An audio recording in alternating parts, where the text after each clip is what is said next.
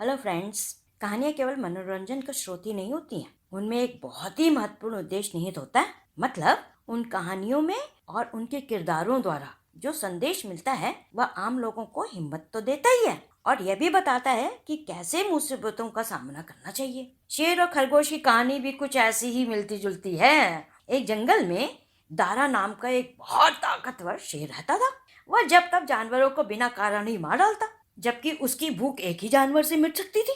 जंगल के सब जानवर बहुत ही डर के साथ रहते थे कि पता नहीं कब और कहां से वो आ धमके और मार दे, उनको भी मारे, उनके बच्चों को भी मारे। क्या करें? एक दिन बहुत परेशान होकर सब जानवरों ने एक मीटिंग बुलाई और तय किया कि वे सब शेर के पास जाएंगे और उससे इस बारे में बात करेंगे। सब जानवर जो हैं शेर के पास पहुंचे और बोले, शेर महाराज, आप रोज रोज इतने सारे जानवरों को मारने का कष्ट क्यों करते हैं? ऐसे ही चलता रहा तो एक दिन इस जंगल में आपके सिवा कोई और जानवर जीवित ही नहीं रहेगा। फिर आपके भोजन का क्या होगा? वैसे भी आप तो जंगल के राजा हैं। आप क्यों अपने भोजन को मारने का कष्ट करें? हम सब आपके सेवक हैं। हम आपको रोज आपके भोजन का प्रबंध करने के लिए तैयार हैं। हम में से हर रोज एक आपके पास आएगा जिसको आप मार के अपनी भूख जो है शांत कर सकते हैं। आपका काम यहीं बैठे बैठे हो जाएगा, है कि नहीं? लेकिन आपको एक प्रॉमिस करना पड़ेगा कि जब भोजन आपके पास अपने आप से आ जाएगा तो आप जो है जानवरों को जब चाहे तब जो है मारेंगे नहीं। शेर को यह बात बड़ी पसंद आई। उसे भी लगा कि ठीक ही तो है, हम तो जंगल के राजा हैं, हम अपने भोजन का शिकार क्यों करें? हमारे सेवकों को हमारे भोजन का प्रबंध करना चाहिए।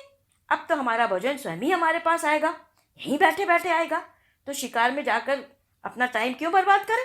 वैसे भी उन लोगों की बात भी सही है। यदि मैं रोज इतने जानवरों को मारता रहा तो एक दिन मुझे ही भोजन ढूंढने में परेशानी होगी। ये सब सोचकर शेर ने हामी भर दी।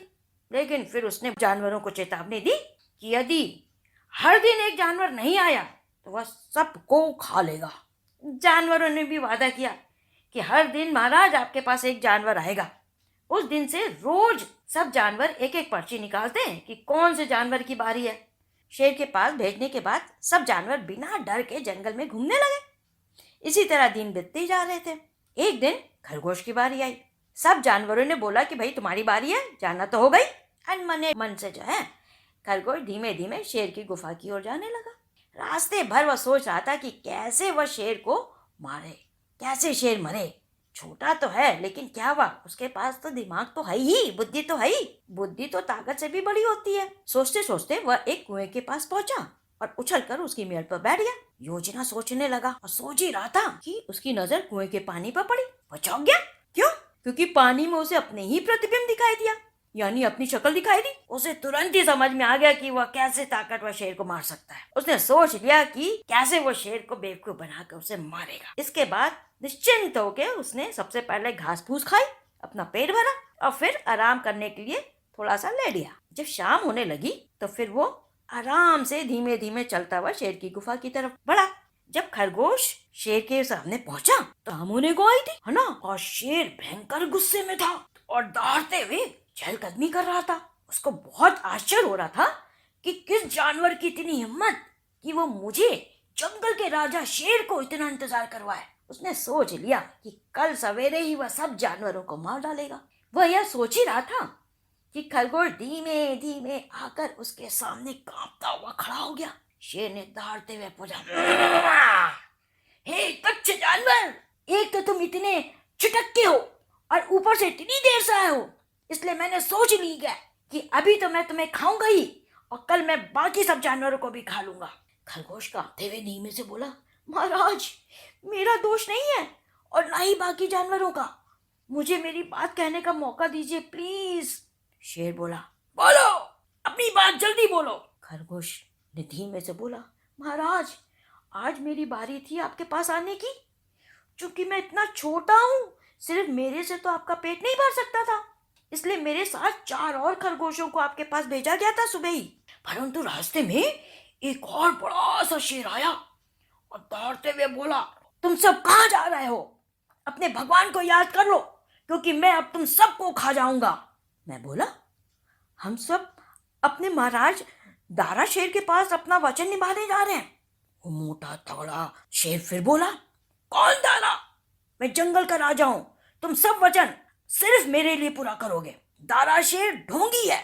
मैं इन 4 खरगोशों को अपने पास बंदी रखता हूँ और तुम जाकर उस ढोंगी दारा को बुलाओ और कहो कि मुझसे आके लड़े। जो जीतेगा वही जंगल का राजा होगा और वही तुम सब लोगों को खाएगा भी। महाराज, मैं यही बताने के लिए आपके पास आया हूँ, इसीलिए इतनी देरी हो गई है।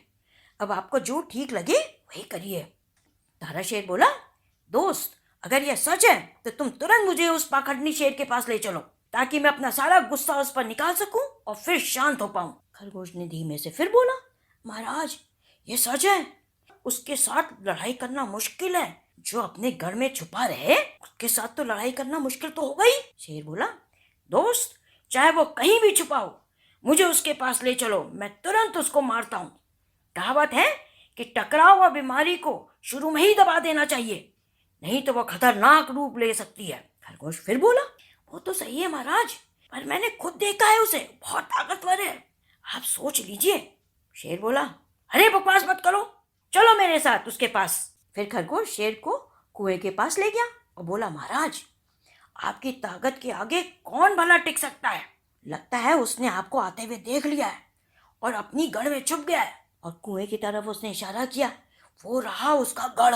बेवकूफ शेर ने कुएं में अपनी ही परछाई देख ली और समझा कि वही उसका दुश्मन है। वह जोर से दहाड़ा, उसकी परछाई की दहाड़ भी दुगनी गूंजी कुएं में। शेर ने कहा, अच्छा, वो तो अपनी परछाई को दूसरा शेर समझ आता। उसने बोला, अच्छा, ये मुझ पर डबल आवाज में जो है दहाड़ रहा है। और उसने जो है उस पर सीधे अटैक किया और कस के छलांग लगा दी कुएं के अंदर। भाई कुएं में तो भाई उसकी परछाई थी, पानी में उसकी परछाई थी। और जैसे ही शेर जो है कुएं में कूदा, उसको तैरना तो आता नहीं था, वो डूब गया, मर गया, है ना। और खरगोश जो है फिर खुशी खुशी बाकी जानवरों को बताने गया कि भैया, मैंने शेर को मार दिया। इस तरह उस छुटक्के पुटक्के खरगोश ने अपनी बुद्धि के बल पर भारी भरकम शेर को भी मार दिया, है ना। इसीलिए मुश्किल में, परेशानी में, चाहे वो कितनी ही बड़ी हो, उसका हल निकल सकता है सोच विचार करके अपने दिमाग से। तो कहानी कैसी लगी कमेंट करके बताना कि इसमें कौन सा पार्ट तुम्हें सबसे अच्छा लगा है। और अच्छी लगी है तो लाइक भी करना, ठीक है। और सब्सक्राइब तो किया ही होगा, है ना। अगर नहीं किया है तो फटाफट कर दो ताकि तुम्हें रोज ऐसी मस्त कहानियां लाना है ना। ओके।